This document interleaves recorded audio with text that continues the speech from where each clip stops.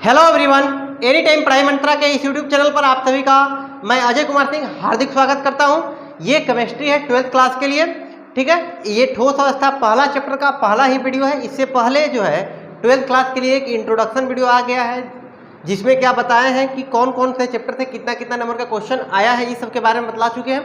तो आज हम लोग ठोस अवस्था का शुरू करते हैं, पहला एकदम। ठीक है, तो पहले ओम नमः शिवाय अपना जो भी लिखना होगा लिख के चालू करिए। ठीक है, ठोस अवस्था को हम लोग चालू करते हैं। 12th क्लास को केमिस्ट्री जो पढ़ाया जाएगा MWF में पढ़ाया जाएगा आपको 12th क्लास का केमिस्ट्री। कितने बजे? 7 बजे। ठीक है, 7 बजे इवनिंग में पढ़ाया जाता है। इसके अलावा TTS में यानी ट्यूसडे, थर्सडे और सैटरडे यानी एक एक दिन गैप देके एक दिन 12th क्लास का पढ़ाई होता है, एक दिन 10 क्लास का पढ़ाई होता है। तो 10 क्लास को मैं साइंस पढ़ाता हूँ सेम टाइम 7 बजे, और MWF में, ठीक है, MWF में 12th क्लास को केमिस्ट्री पढ़ा रहा हूँ। तो पहले जब हम लोग बात कर रहे हैं, क्योंकि जो चैप्टर हम लोग को पढ़ना है, ये पढ़ना कौन सा चैप्टर है?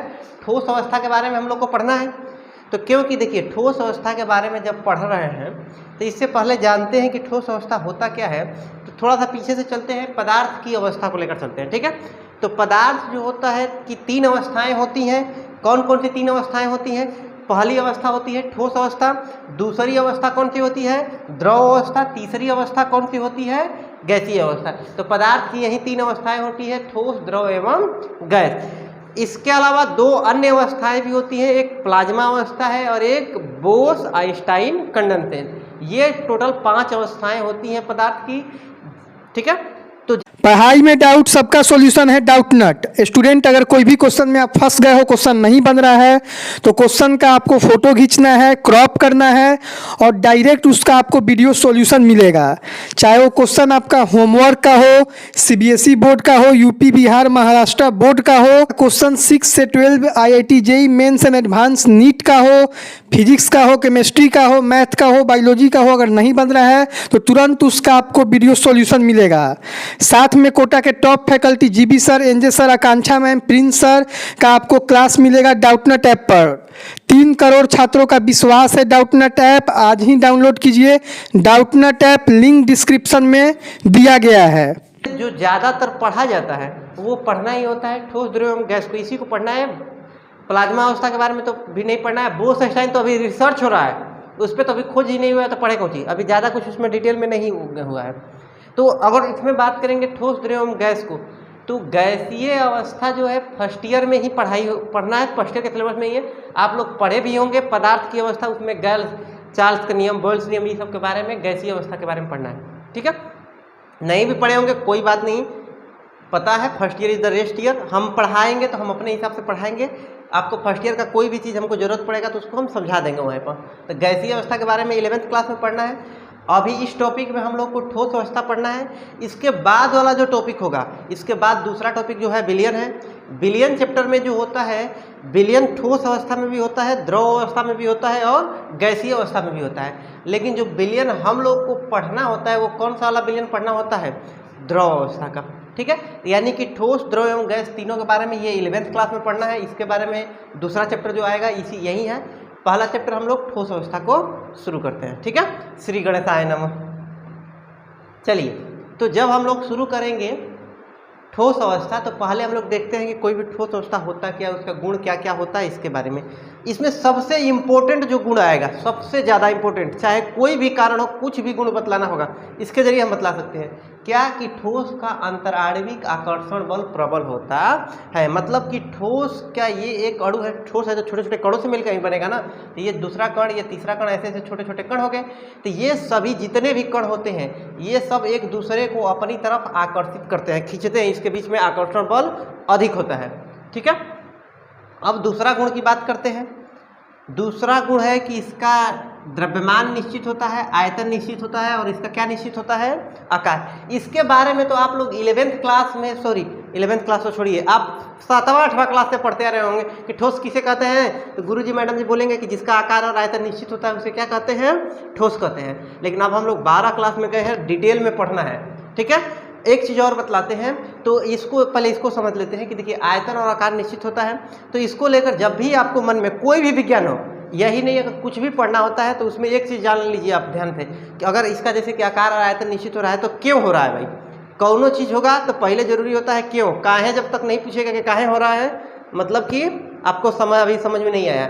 अगर आप कारण का जवाब दे पा रहे हैं कि हाँ ये चीज़ हो रहा है, क्यों हो रहा है, इसका मतलब आपको केमिस्ट्री अच्छे से आ रहा है। अगर आप कारण नहीं बता पा रहे मतलब आपको केमिस्ट्री में भी दिक्कत है। तो जैसे कि हम बोल दें कि इसका आयतन और आकार निश्चित है, मतलब कि पहले ये जानिए कि क्यों आकार और आयतन निश्चित होता है। ठीक है, ये चीज़ जरूरी होगा। कोई भी चीज़ घटना घट रही है तो उसमें कारण जानना बहुत जरूरी। समझ में आ गया बात।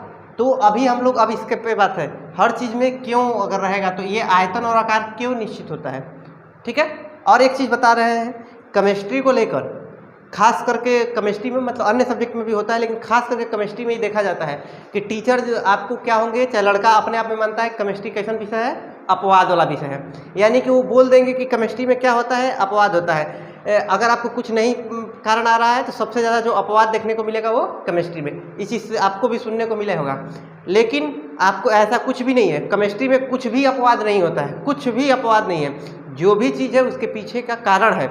अगर आप कारण जान जाइएगा तो आप आसानी समझ सकते हैं। देखिए आप लोगों को हम 12th क्लास का पढ़ा रहे हैं और पूरा केमिस्ट्री 12th क्लास पढ़ा जाएंगे, एक भी टॉपिक नहीं छूटेगा, एक भी सवाल भी नहीं छूटेगा, और कहीं पर भी पूरा रिएक्शन सब देख जाएंगे, कहीं पर भी अपवाद देखने को नहीं मिलेगा। हम अपवाद शब्द का जिक्र ही नहीं करेंगे क्योंकि हमको कारण पता है, आपको इतना डिटेल में बताएंगे कि कहीं पर भी आप अपवाद भूल जाइएगा।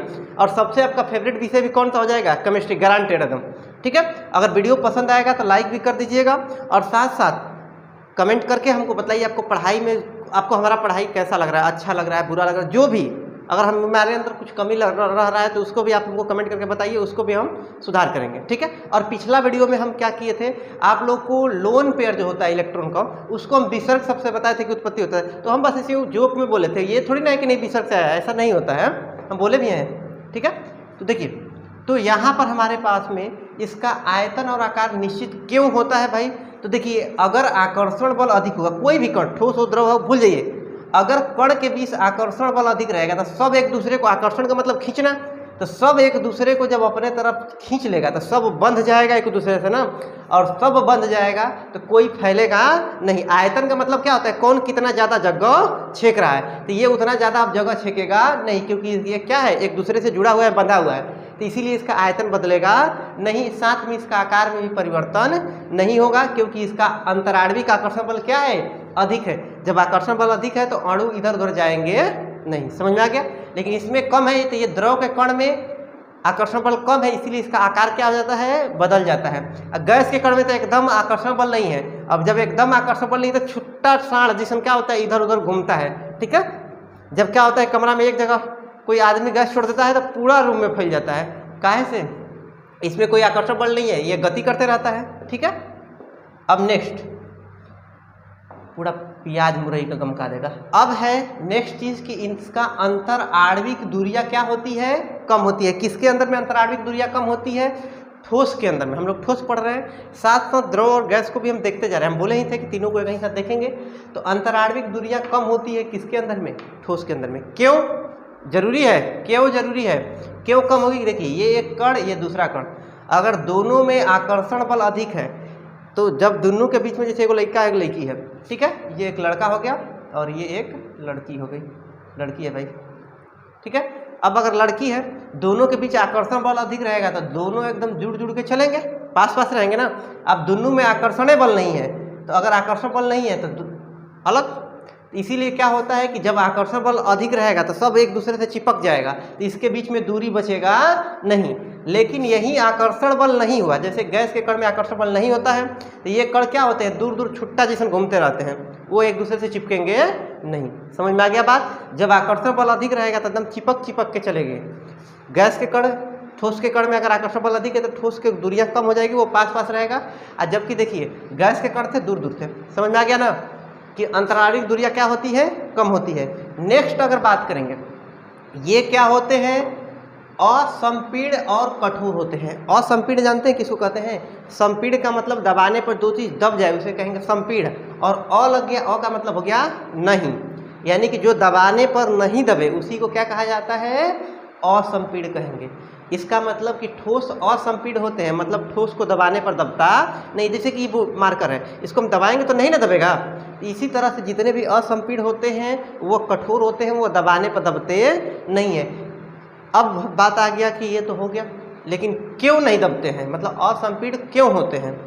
तो देखिए ये ठोस के कण है जो बिल्कुल पास पास है, अगर पास पास है तो इसको अगर इधर से दबाएंगे इधर से भी दबाएंगे तो बीच में कोई खाली स्थान तो है नहीं, अगर बीच में खाली स्थान नहीं है तो ये दबेगा नहीं दबेगा, इसीलिए जो होता है ठोस के कण दबते नहीं है। लेकिन ये अगर गैस के कण है, इधर भी गैस के कण, ये गैस के कण हो गए, अब इसको अगर इधर से दबाया जाए चाहे इधर से, किधरों से दबाया जाएगा तो बीच में एक खाली स्थान है ना सब, अगर खाली स्थान है तो ये क्या होगा, अपने से बटुरा के वही खाली स्थान में चला जाएगा, यानी गैस के कण को दबाने पर ये दबेगा क्योंकि इसके बीच में क्या होता है, खाली स्थान होता है। लेकिन ठोस के कणों के बीच में खाली स्थान नहीं होता है, और क्योंकि खाली स्थान नहीं होगा इसीलिए ये दबेगा नहीं। समझ में आ गया बात, कोनो दिक्कत। अब नेक्स्ट समझते हैं बात को, अरे मजा आएगा, अभी घबराओ मत ना, थोड़ा सा और देख लो। ये देखो ये लाइन जो है देखने में तो बहुत लंबा लग रहा है, लेकिन हम बताते हैं इसको। देखो अवयी कण का मतलब पहले समझिए, अवयी कण होता क्या है, तो अवयी कण वह कण होता है जिससे मिलकर कोई भी ठोस बना होता है, उसी को क्या कहेंगे, अवयी कण। समझ में आ गया बात। और ठोस किससे मिलकर बनेगा, परमाणु से, अणु से, या फिर किससे मिलकर बनेगा, आयन, परमाणु, अणु या फिर आयन से मिलकर ये बनते हैं। तो क्या होता है, क्योंकि इस ठोस के कणों के बीच में आकर्षण बल अधिक है, तो ये सब है, ठीक है। तो क्या होगा कि इसके बीच में सब में आकर्षण बल अधिक है, तो सब एक दूसरे को क्या क्या करेगा, अपने तरफ खींच के रखेगा, और अगर सब खींच के रखेगा एक दूसरे को तो कोई भी यहाँ तक भाग कर जा पाएगा नहीं। जैसे कि मान लीजिए ये सभी ठोस के कण है, आकर्षण बल इसमें अधिक है, तो अगर इस वाले कण की बात करेंगे तो ये सब एक दूसरे को पकड़ के रखा है, इसको सब पकड़ के रखा है, तो ये कहीं पर भी जा पाएगा नहीं। भले ही वहीं पर क्या करता है, यह कंपन करता है, लेकिन यह गति करता नहीं है। जैसे कि देखिए अवयी कण क्या होते हैं, स्थिर निश्चित होते हैं, यह कण केवल अपने ही स्थान पर क्या करते हैं, दोलन करते हैं, खाली कंपन करेंगे, ये एक जगह से दूसरे जगह जाएगा नहीं। जैसे कि देखो आकर्षण, मान लीजिए एक लड़का है, लड़कन का तो जन्मे करते हो, अगर एक लड़का और लड़की के बीच में आकर्षण बल अधिक है, आकर्षण बल मतलब समझिए रहे हो ना, इतना तो समझदार है ये हम। तो अगर आकर्षण बल अधिक है तो वो क्या किए कि अब हमारे पास में ये लड़का और लड़की का आकर्षण बल अधिक है, तो दोनों में से कोई कहीं जा नहीं रहा है, ठीक है। लेकिन ये तो तुम लोग को भी पता है कि लड़का जो होगा, मान लीजिए दूसरा जब लड़की को जब ही देखेगा तो लड़कन का तो गुणे होता है, ये क्या करने लगेगा, इधर उधर बौड़ियाने लगेगा, अब उधर ध्यान देने लगा। लेकिन इस दोनों के बीच में जब आकर्षण बल अधिक रहेगा तो ये इसको जाने नहीं देगी, यानी कि इसके बीच में क्या है, आकर्षण बल अधिक है, तो अधिक रहेगा तो ये कहीं जा नहीं पाएंगे, ठीक है। अब नेक्स्ट हम बात करते हैं, ये हो गया हमारे पास में ठोस के गुण के बारे में, कि ठोस के ये गुण हो गए कि ठोस का क्या होता है। एक बार हम इसको रिवाइज करा देते हैं कि इसका अंतराण्विक बल प्रबल होता है, अगर बल प्रबल होगा तो इसका आकार और आयतन भी क्या होगा, निश्चित होगा। इसके अलावा अगर आकर्षण बल अधिक है तो इसकी दूरियां भी क्या हो जाएगी, कम हो जाएगी। ये असंपीड़ होंगे, असंपीड़ मतलब दबाने पर दबेगा नहीं, और इसके कण गति भी नहीं करेंगे, अब ये क्या करेंगे, केवल दोलन करेंगे। लेकिन अगर आकर्षण बल यही कम रहेगा, जैसे गैस के कण, गैस के कण में आकर्षण बल नहीं होता है तो उसके कण क्या करते हैं, गति करते हैं। एक जगह अगर अगरबत्ती जला देंगे तो उसका धुआं क्या होगा, पूरा रूम में फैल जाता है ना, तो वह क्या करता है, गति करता है। तो गैस के कण गति करते हैं लेकिन ठोस के कण गति करते नहीं है। समझ में आ गया। इसके अलावा घनत्व वगैरह भी हम बात करना होगा तो कर सकते हैं। ठोस का घनत्व अधिक होता है क्योंकि सब एक ही जगह पर जुट जाएगा ना, तो घना हो जाएगा, ठीक है। अब अगर हम बात करते हैं इसके प्रकार की, जैसे पदार्थ का 3 प्रकार हुआ, ठोस, द्रव एवं गैस, उसी प्रकार से अगर हम बात करेंगे ठोस के प्रकार की, कि ठोस कितने प्रकार का होता है, तो इसका प्रकार हम किसके आधार पर देखेंगे, अवयी कणों की व्यवस्था के आधार पर। जब भी प्रकार यानी कि बंटवारा कर रहे हैं और किसी का भी बंटवारा करना होता है तो कोई आधार पर न बंटवारा किया जाएगा। जैसे कि क्लास में सेक्शन बांटना होता है तो ऐसे बांट सकते हैं, गुरुजी कैसे बांटते हैं, बैच ऐसे बांट देंगे कि एगो लड़कन का बैच, एगो लड़किन का बैच, जेंडर के आधार पर बांट सकते हैं। या उसी क्लास को हम बांट सकते हैं कि नहीं, टेस्ट ले लेंगे, एगो पढ़ने वाला जिसका अधिक नंबर आएगा वो अलग बैच में, जो कम पढ़ेगा उसको दूसरे बैच में, कर सकते हैं इसे बंटवारा। उसी तरह से ठोस को भी हम बांट रहे हैं, तो किस आधार पे भाई बांट कर रहे हैं, तो उसके अवयी कणों की व्यवस्था के आधार पर। अगर आधार हमको पता चल गया कि किस आधार पर बांट रहे हैं तो प्रकार तो अपने से निकल के आ जाएगा। तो अब अगर अवयी कण के बारे में बताएं कि अवयी कण मतलब जिससे मिलकर बना है। अगर जिससे मिलकर बना है उसके व्यवस्था के आधार पर अगर बात करेंगे तो उसमें एक निश्चित व्यवस्था हो सकती है, मतलब कि एक निश्चित स्थान पर एकदम निश्चित पैटर्न बना के रहेगा, या हो सकता है कि उसमें निश्चित व्यवस्था न हो। व्यवस्था के आधार पर ही ना होगा कि ठोस का कण है और उसके पास में एक निश्चित व्यवस्था बने या फिर व्यवस्था निश्चित न बने। तो इन्हीं दोनों आधार पर ठोस को कितने भागों में बांटा जाएगा? 2। एक जिसमें निश्चित व्यवस्था हो, और जब निश्चित व्यवस्था रहेगा तो उसको क्या कहेंगे? क्रिस्टलीय ठोस। हो सकता है कि व्यवस्था निश्चित न हो, और जब व्यवस्था निश्चित न हो तो उसे क्या कहेंगे? अक्रिस्टलीय ठोस, या फिर इसी को एमरफस ठोस कहते हैं। ठीक है, इसको क्रिस्टलाइन सॉलिड, इसको एमरफस सॉलिड कहते हैं। समझ में आ गया बात? इतना कोनो दिक्कत? कि जब क्या होता है कि ठोस में कणों की व्यवस्था निश्चित रहेगी तो क्रिस्टलीय ठोस, और अगर निश्चित नहीं रहेगी तो उसे क्या बोलेंगे? अक्रिस्टलीय। कि व्यवस्था के आधार पर हो गया। अब इसको हम डेफिनेशन अगर लिखने का मन कर देगा, कहते कि परीक्षा में आता है भाई, और आएगा तो लिखना तो पड़ेगा ही। कैसे लिखेंगे? कि जब किसी ठोस जिनसे के घटक से क्या है, परमाणुओं को एक निश्चित पैटर्न में अगर व्यवस्थित किया जाता है तो किसका निर्माण करते हैं? क्रिस्टल ठोस।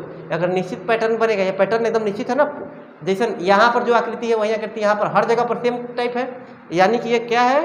क्रिस्टलीय, इसका व्यवस्था निश्चित है। जबकि अगर हम बात करेंगे अक्रिस्टलीय ठोस की, तो अक्रिस्टलीय ठोस में क्या होता है? इसका पैटर्न निश्चित नहीं होता है, और जब पैटर्न निश्चित नहीं होगा तो इसे क्या कहेंगे?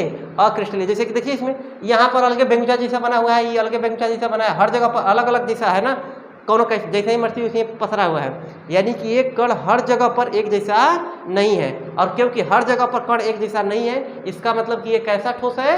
अक्रिस्टलीय। तो अब समझ में आ गया ठोस के प्रकार, कि ठोस कितने प्रकार के होते हैं? 2 प्रकार के। किस आधार पर बांटे हैं? तो उसके व्यवस्था के आधार पर, जिसमें से एक को क्रिस्टलीय ठोस बोले, एक को क्या बोल दिए? अक्रिस्टलीय। तो हम लोग क्या क्या सीखें इसके बारे में बात करते हैं। हम लोग देखें कि पदार्थ की कितनी अवस्थाएं होती हैं? 3 अवस्थाएं होती हैं, ठोस, द्रव एवं गैस। इसके बाद ठोस के गुण देखें कि ठोस के क्या क्या गुण होते हैं। इसके बाद देखें कि ठोस के प्रकार क्या होते हैं, कि ठोस 2 प्रकार के होते हैं, एक क्रिस्टलीय और एक अक्रिस्टलीय। ठीक है, इतना पढ़ लिए। अब अगर हम पढ़ लिए तो आज का वीडियो का फायदा हमको आज पता होना चाहिए ना, कि आज हम जो पढ़े हैं तो उससे क्या सीखे। तो देखिए, एक सवाल है एनसीईआरटी का ही, 1.1 का आप एनसीईआरटी का जो बुक लेंगे उसका सवाल हम लिए हैं कि ठोस कठोर क्यों होते हैं, ये सवाल है। ठीक है, तब भाई कठोर क्यों होंगे? तो देखिए, सवाल चाहे कोई भी हो, ठोस कठोर क्यों होते हैं, आकार क्यों निश्चित होता है, आयतन क्यों निश्चित होता है, या फिर अंतराणविक दूरियां कम क्यों होती है, घनत्व उच्च क्यों होता है, हर एक का एक ही रीजन है कि उसका अंतराणविक आकर्षण बल क्या होता है? अधिक होता है। तो देखिए, ये हमारे पास में गैस के कण हो गए, ये द्रव के कण हो गए, और ये किसके कण हो गए? ठोस के कण। तो अगर गैस के कण की बात करेंगे तो इसको जब दबाया जाएगा तो गैस के कण दूर दूर है, दबाएंगे तो ये दब जाएगा। ठीक है, लेकिन ठोस के कण दबाएंगे तो दबेगा नहीं, क्योंकि पहले ही से ही क्या है? एकदम पैक है। ठीक है, अगर पैक है तो इसको क्या कहेंगे? ठोस के कण के मध्य क्या होता है? अंतराणविक आकर्षण बल अधिक होता है, जिसके कारण से इसकी दूरियां क्या हो जाती हैं? कम हो जाएगी, और इसके बीच में अब दूरी रहेगा ही नहीं, तो ये अब और जाके दब सकता नहीं है, जिसके कारण से ये क्या हो जाता है? कठोर हो जाता है। समझ में आ गया बात? कोनो दिक्कत? समझा गया ना? चलिए आगे देखते हैं। अगला क्वेश्चन है हमारे पास में कि ठोस का आयतन निश्चित क्यों होता है? सेम आंसर, ठोस का आयतन क्यों निश्चित होगा? देखिए, ये हमारे पास में ठोस के कण हो गए, ये हमारे पास में गैस के कण। तो गैस के कण में क्या होगा कि जैसे कि यहाँ पर है, यहाँ से जब ये यहाँ पर मूव कर जाएगा तो बर्तन का आयतन बढ़ गया। अब जैसे ही गैस का आयतन बढ़ जाएगा, जैसे कि यहाँ से कण आगे बढ़ के यहाँ तक आया, तो आयतन जैसे ही बढ़ेगा तो गैस का कण भी फैल के बढ़ जाएगा, यानी गैस का यहाँ पर क्या हो गया? आयतन बढ़ गया। बर्तन का आकार जितना बड़ा होते जाएगा, गैस के का आयतन भी उतना ही क्या होता जाएगा? अधिक होता जाएगा, क्योंकि इसमें आकर्षण बल अणु एक दूसरे से जुड़े ही नहीं है। अगर अणु एक दूसरे से जुड़े नहीं रहेंगे तो फैलते चले जाएंगे, लेकिन ठोस के कण में अणु एक दूसरे से जुड़े हैं, अगर जुड़े हैं तो अब वो फैल सकता नहीं है। इसी कारण से ठोस का क्या होता है? आयतन निश्चित होता है, क्योंकि ठोस के कणों के मध्य अंतराणविक आकर्षण बल क्या होता है? बहुत अधिक होता है, जिसके कारण से अपने स्थान को ये क्या करते हैं? गति नहीं करते हैं। अगर यही आकर्षण बल कम रहता तो यही क्या करने लगता? गति करने लगता। यही कारण होता है, जब हम गर्म करते हैं तो ठोस के बीच का आकर्षण बल जब खत्म हो जाएगा तो वही ठोस किस में बदल जाएगा? द्रव में। द्रव के बाद किस में बदल जाएगा? गैस में।